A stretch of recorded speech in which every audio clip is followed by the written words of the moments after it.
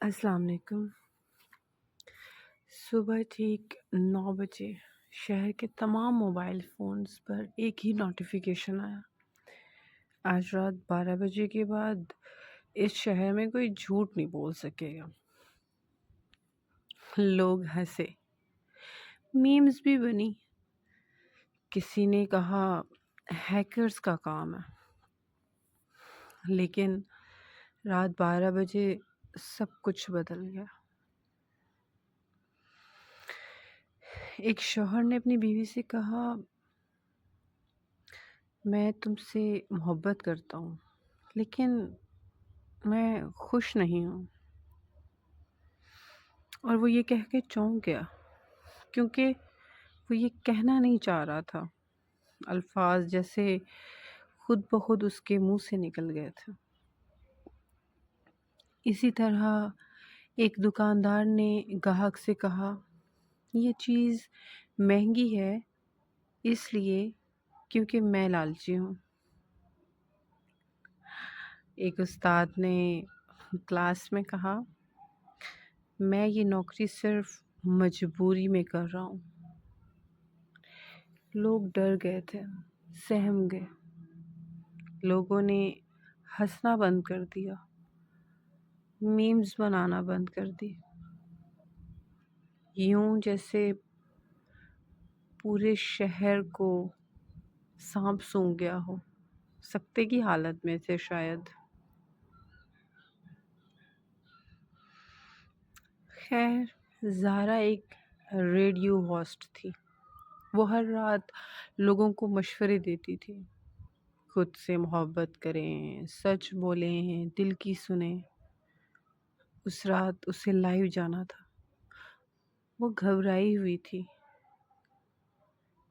کیونکہ اگر واقعی سچ خود بخود نکل رہا تھا تو وہ کیا کہے گی؟ کہیں اس کا راز فاش نہ ہو جائے۔ گھڑی نے جو ہی 12 بجے زارا اور زیادہ نروس ہو گئی۔ ریڈ لائٹ آن ہوئی۔ زارا نے خود پر قابو پاتے ہوئے مسکرا کر کہا، السلام علیکم، آپ سن رہے ہیں؟ اچانک اس کے منہ سے نکلا تھا۔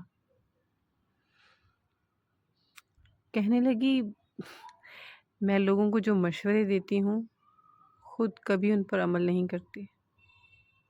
اور وہ یہ کہتے ہی رک گئی کیونکہ وہ یہ سب بالکل بھی نہیں کہنا چاہ رہی تھی جو خود بخود اس کے منہ سے نکلا تھا۔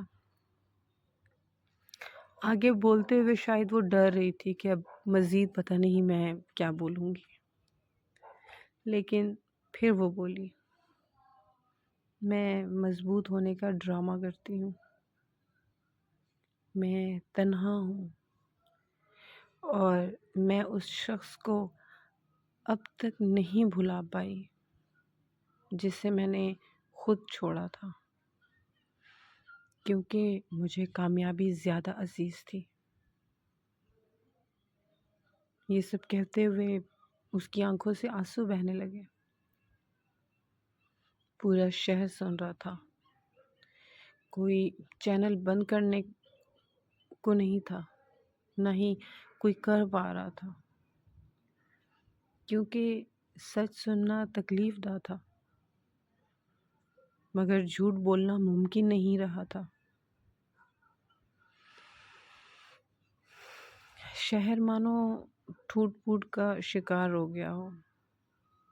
صبح تک کئی شادیاں ٹوٹ چکی تھیں، کئی کاروبار بند ہو چکے تھے، کئی دوستیاں ختم ہو گئی تھیں، مگر سب سے زیادہ عجیب بات یہ تھی کہ کچھ لوگ پہلی بار آزاد محسوس کر رہے تھے۔ پھر دوپہر میں حکومت نے اعلان کیا، ایک راز کی بات کی کہ یہ سب ایک سوشل ایکسپیریمنٹ تھا۔ ہم نے شہر کے پانی میں ایک ایسا کیمیکل ملایا جو وقتی طور پر دماغ کے فلٹر کو کمزور کرتا ہے، اور اب اس کا اثر ختم ہو چکا ہے، آپ دوبارہ نارمل ہیں۔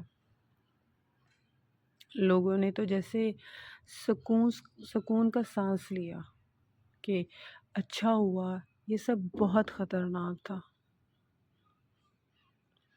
اب سب ٹھیک ہے۔ جیسے حیرت کی بات یہ تھی کہ سچ بولنا کیا اتنا مشکل ہے، اتنا خطرناک ہے۔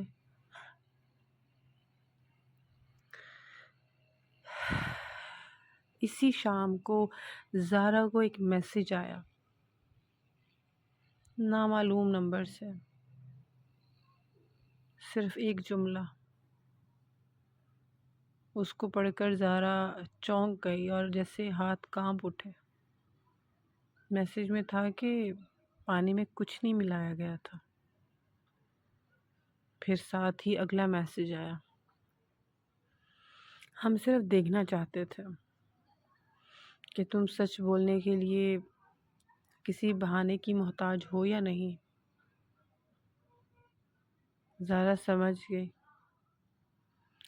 شہر پر کوئی جادو نہیں ہوا تھا، نہ کوئی کیمیکل، نہ کوئی پانی میں ملا، کچھ بھی نہیں۔ لوگوں کو بس یہ یقین دلایا گیا تھا کہ اب جھوٹ ممکن نہیں، اور انہوں نے خود سچ بول دیا۔ یہ میسج پڑھ کے زارا کے تو ہوش اڑ گئے۔ پھر اگلے دن شہر بالکل نارمل تھا، لوگ دوبارہ جھوٹ بول رہے تھے، اور اس جھوٹ کے ساتھ وہ خوش تھے، مطمئن تھے، پرسکون تھے، مسکرا رہے تھے، اداکاری کر رہے تھے۔ مگر جنہوں نے اس رات سچ بولا تھا وہ جان چکے تھے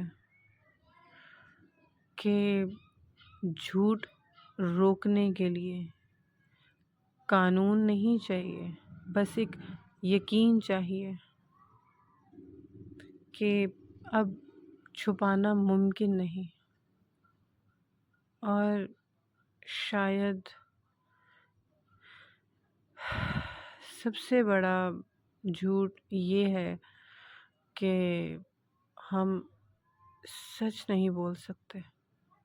اگر آپ چاہیں تو ایک چھوٹی سی بات سے بھی شروعات کر سکتے ہیں۔ اگر آپ کو یہ لگتا ہے کہ کچھ جھوٹ بول کر